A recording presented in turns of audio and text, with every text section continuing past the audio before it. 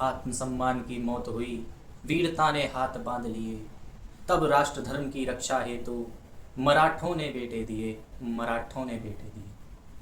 ये कोई बात नहीं है। जिस समय संपूर्ण भारत इन विधर्मियों के अत्याचारों से त्रस्त था, उस समय मराठा वो शक्ति बनकर उभरे जिसने हिंदवी स्वराज्य की स्थापना की। आज हम बात करेंगे उन्हीं मराठों के बारे में, मराठाओं के अधिपति छत्रपति शिवाजी महाराज के बारे में।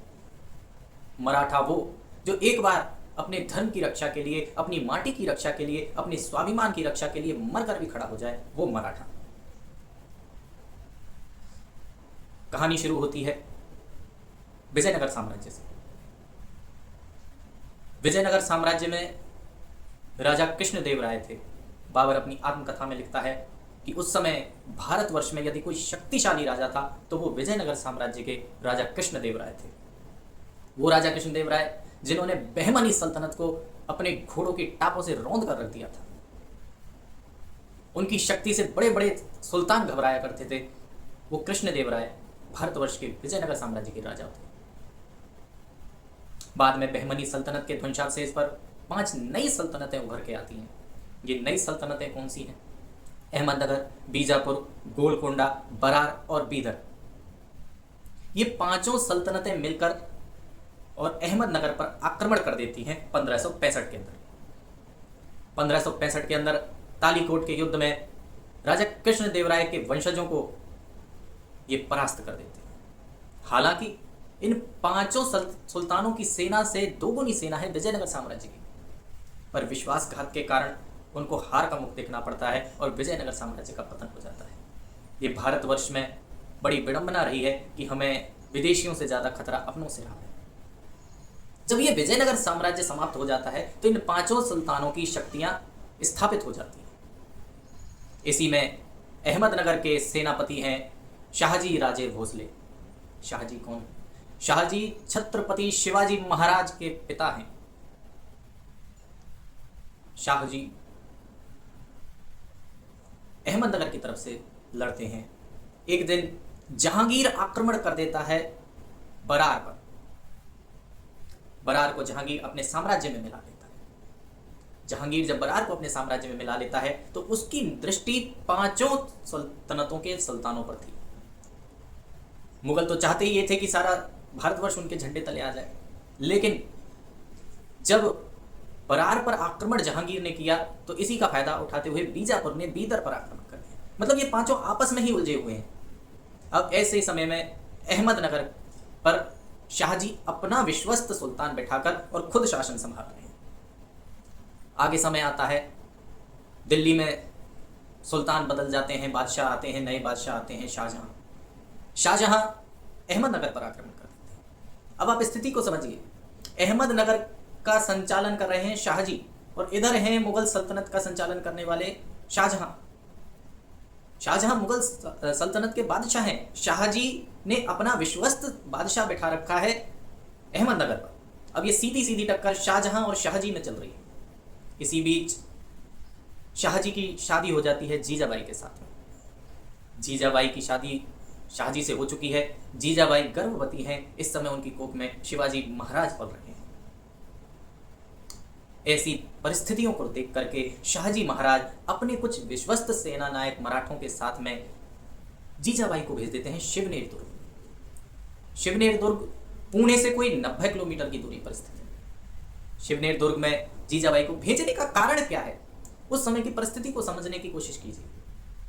शाहजी महाराज एक शक्तिशाली सल्तनत से लड़ने जा रहे हैं। उनके खुद के रहने का स्थान निश्चित नहीं है। उन्हें बार बार अपनी जगह बदलनी पड़ेगी क्योंकि युद्ध लड़ना है और मुकाबला कड़ा होने वाला है। तो वो इस समय ये नहीं चाहते हैं कि उनका परिवार उनके लिए कमजोरी बन जाए। इसीलिए शाहजी जीजाबाई को अपने विश्वस्त सरदारों के साथ शिवनेर दुर्ग में भेज देते हैं। शिवनेर दुर्ग में पहुंचने के बाद, अब ये शिवनेर दुर्ग कोई ऐसा नहीं है कि आलीशान भव्य महल हो और एकदम शानो शौकत से कोई महल बना हो, दुर्ग बना हुआ हो, नहीं। ये एक खंडहर है।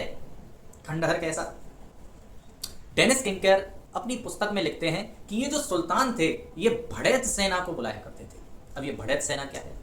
भड़ैत सेना में अरबी, तुर्की, फारसी, अफ्रीकी लोग भी, अफगान, पठान सब इसमें शामिल हुआ करते थे, जो कि पैसा लेकर के इन सुल्तानों की तरफ से लड़ने के लिए आया करते थे। और जब इनको तनख्वाह नहीं मिलती थी तो ये भड़ैत सेना गांव को लूट लिया करती थी। गांव को लूट करके उनकी पत्नियों को, महिलाओं को, बच्चों को उठा कर ले जाते थे। इस प्रकार की चुनौतियों से ये पूरा दक्कन का क्षेत्र त्रस्त हो उठा था। सारी व्यवस्थाएं भंग हो चुकी थी, अव्यवस्था ही अव्यवस्था फैली हुई थी। ऐसी परिस्थिति में यहाँ के जनमानस का जीवन बहुत दुर्गम था। किसानों ने अपनी खेती छोड़ दी थी, खेती छोड़कर गुफाओं में रहने के लिए बाध्य हो गए थे। किसान जैसे तैसे अपना जीवन यापन कर रहे थे, और कुछ लोग जिनका सब कुछ लुट चुका था वो खुद लुटेरे बन चुके थे। ऐसी परिस्थिति में, ऐसी विकट परिस्थिति में अब जीजाबाई कोई आम महिला नहीं है। जीजाबाई एक सशक्त महिला है और शक्तिशाली तथा ज्ञानवान महिला है। जीजाबाई ने इस समय धर्म का सहारा लिया।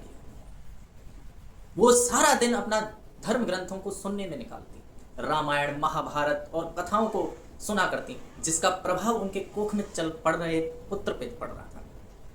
कोख में कौन पल रहा था? छत्रपति शिवाजी महाराज। और जब ऐसी परिस्थितियां दिख रही हैं और माँ जीजाबाई धर्म का सहारा लिए हुए हैं, और उस समय सब लोग त्रस्त हैं।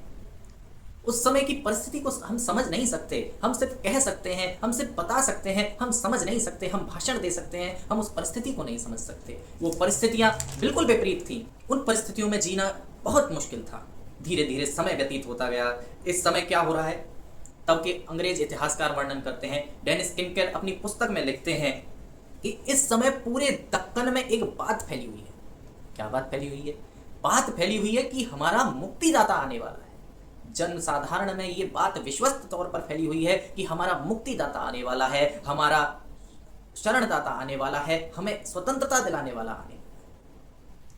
इन सब बातों में लोगों को ये विश्वास हो गया है कि अब फिर से कुंवारी कन्याएं घर से बाहर निकलकर गीत गा पाएंगी, उनकी शादी विवाह हो पाएंगे, किसान अपनी खेती कर पाएगा, और जो आम मनुष्य हैं वो स्वतंत्र हो पाएंगे। ये सारी दंत कथाएं प्रचलित हो रही हैं पूरे उस दक्कन के क्षेत्र के अंदर।